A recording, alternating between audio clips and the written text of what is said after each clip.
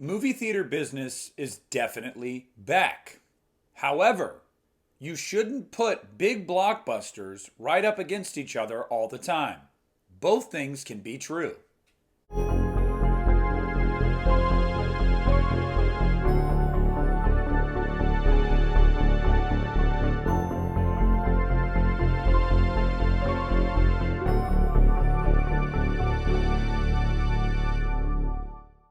Hey, what's up, you guys? Nick here at the Lost River Drive-In, and today I wanted to talk to you guys about the box office, about how certain movies are performing, and kind of give my thoughts on why, and maybe some insight into this. I did a live stream last week with Justin, and we were talking about how the box office has been healthy and movie theaters are back, and it's, a really cool thing. Then you see the dueling headline this week that The Flash underperformed with a $55 million opening weekend and then underperformed internationally. And you're seeing that Transformers fell off a little bit, had a pretty harsh drop for its second weekend. And you immediately start to see people running those articles again about how the box office isn't back yet. That is so not true. So I want to dig into what exactly happened this weekend, in my opinion, and then look at the landscape as a whole. You guys know I'm predominantly a horror channel. I always have been, always will be. But one thing you need to know about me, if you don't already know it, is I am a box office nut. I follow how films perform. I follow their tracking leading up to release. I follow their legs as they're going on their box office run. It's just something that I do. I'm very big into that. Shit, maybe I should get a career in being a box office analyst. But regardless, I think a lot of people were really shocked with what happened this weekend. And there's a lot of reasons for that. And the first reason I think that The Flash underperformed is just quite frankly the landscape. Now, I'm not saying this is the biggest reason. I'm just saying this is the first reason that I think of when it comes to the underperformance of The Flash, Transformers dropping kind of harshly. What do I mean by that? Well, you've got a bunch of big budget, big movies pulling very similar audiences all in theaters at the same time. Spider-Man Across the Spider-Verse came out right after The Little Mermaid came out. Both of those movies are going to be pulling kids and families. Now, both of them have done pretty well. Definitely, Spider-Verse has done really, really well. The Little Mermaid has done pretty well, too. It's just with its inflated budget and the property, people were expecting it to be a billion-dollar movie, which was never fair. I don't think, and we'll get to that later. I'll touch on billion-dollar movies and whatnot. But then you've got Transformers comes out the week after those two. And that movie has a nice opening weekend. And then The Flash comes out the week after that. At some point, you're cannibalizing each other and the industry as a whole.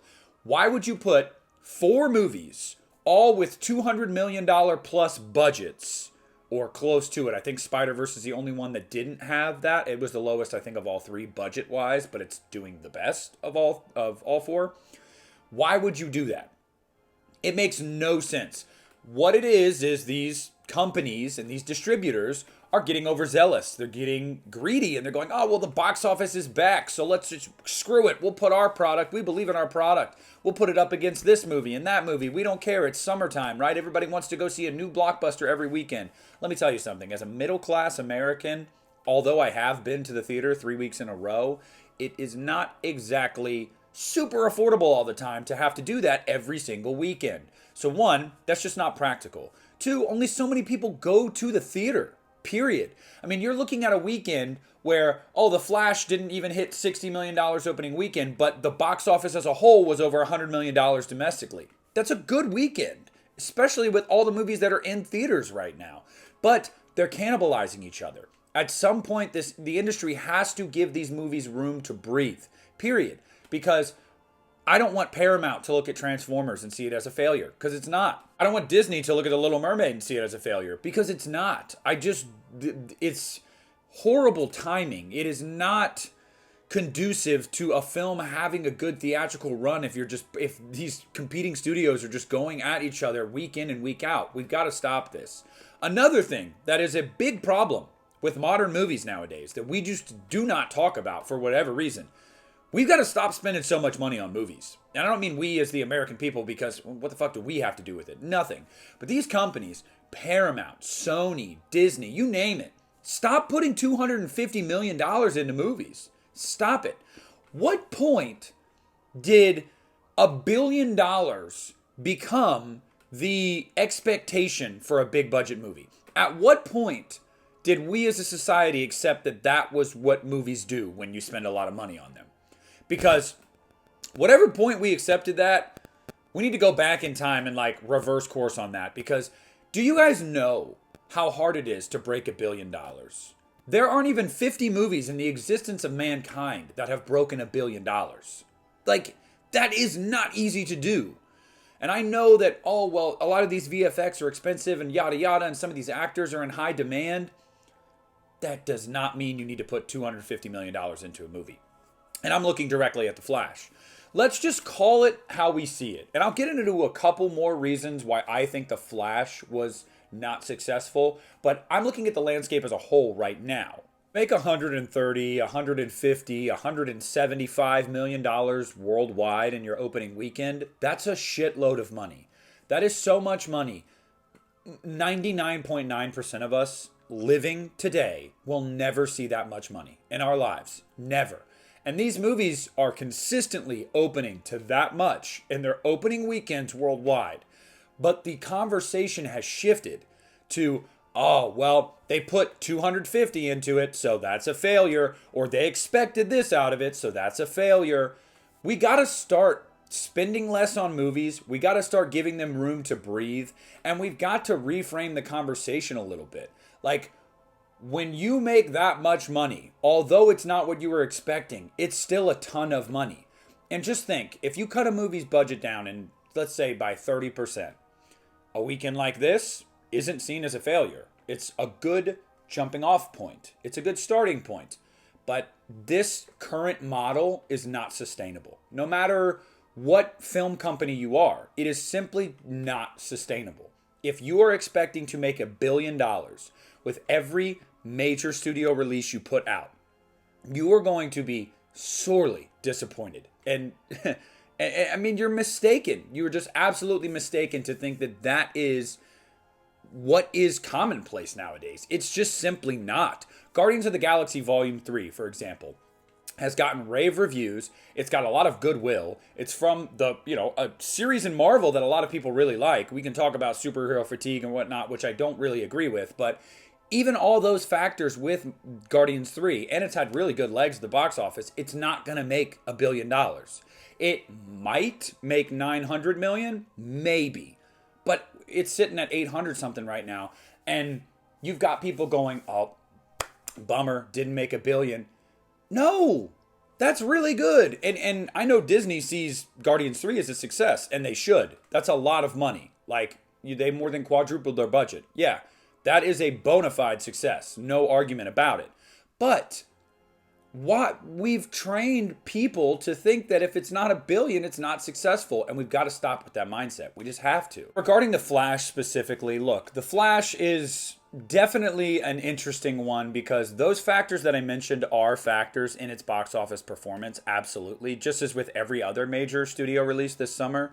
But there are a lot of other factors there. Obviously, Ezra Miller's controversy, offset and the things that they've done in their personal life that have brought attention to Ezra as, being a troubled individual. Let's just call it like it is.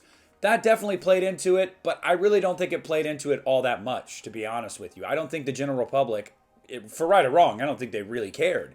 I think the biggest reason that The Flash was a disappointment, aside from all the competition, was people knowing, what's the point? People going into this going, what's the point? There is no point. There's no point in me going to watch this because they're not going to continue with these characters.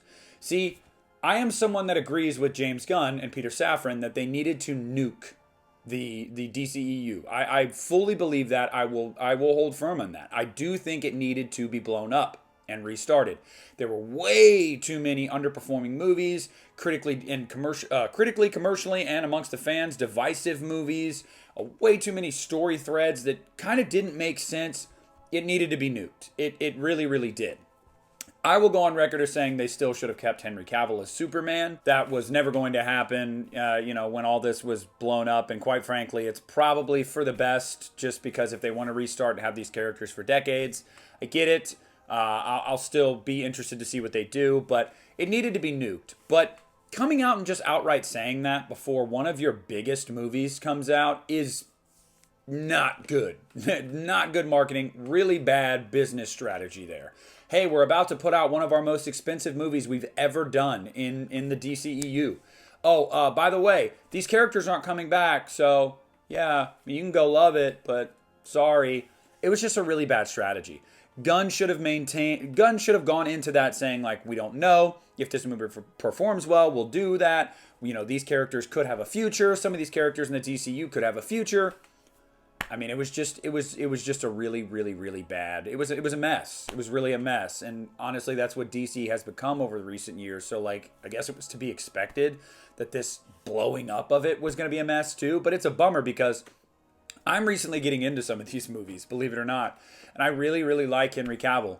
I really do. I never really cared for Batfleck, and you know that I'm okay with. You know, and by the way, Robert Pattinson is my guy, so very supportive of the Batman trilogy that Matt Reeves is getting.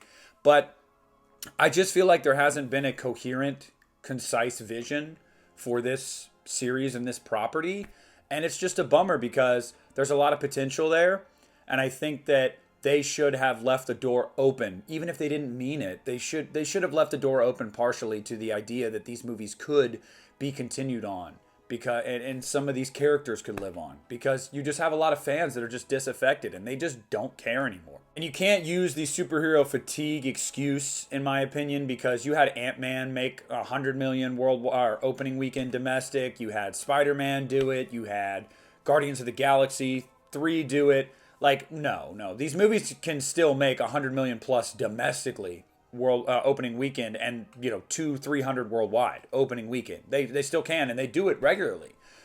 It's simply DC, man. Like, there's something in the water there. It's just this reset, I think, is necessary, but I think James Gunn has to be ready for his first movie to be looked at under a microscope. It better be the best thing he can put out there, or I don't think this will ever get off the ground. I really, really don't. So, guys, I kind of wanted to address the box office as a whole and just where we are and how we need to reframe the conversation sometimes.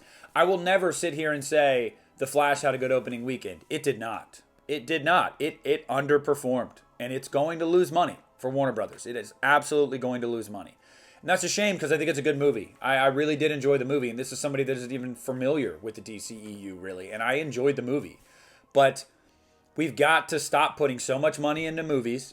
We've got to stop hyping people up to the point that there's no way a movie could reach those expectations. We have got to stop just putting all these movies out back to back to back to back to back and cannibalizing the marketplace. And it's not good. It's just really not good. Transformers probably should have waited till August, honestly, in my opinion, or maybe come out in May, a few weeks earlier. And same thing with The Flash. The Flash probably should have come out in spring or late summer when there isn't a ton of competition. These movies would have done better. Would they have been successes? Who's to say? But they would have done better. So honestly, guys, at the end of the day, I just wanted to talk to you guys about the box office and the current state of movies right now. As you know, I can really rant about this stuff because I'm very passionate about it. It's no love lost for me because I'm not the company that put the money up to make these movies. If I like the movie, awesome. And nobody can, no matter how it does financially, that can't take away from my enjoyment of the movie. So, but yeah, I just think that we need to start having this conversation, and we need to start being realistic, and we need to start being pragmatic, and we need to start thinking about the industry as a whole and how we can make it healthy again. And there's good healthy competition there, and then there's self-sabotage. And I feel like the line there is blurred way too often when it comes to these major studios and audiences. And I think that we need some clarity there, and we need to reframe the conversation. So, I don't know, guys. Let me know what you thought about this little talk that I had. I really enjoyed doing it. I hope you guys enjoyed listening to it. If you didn't, that's awesome. If you did, that is awesome as well. Please leave a like on the video. Comment down below and let me know what your thoughts are on all of this. And, just subscribe to the channel if you haven't already and follow me on social media. And this is Nick at the Lost River Drive-In, and I am pulling out.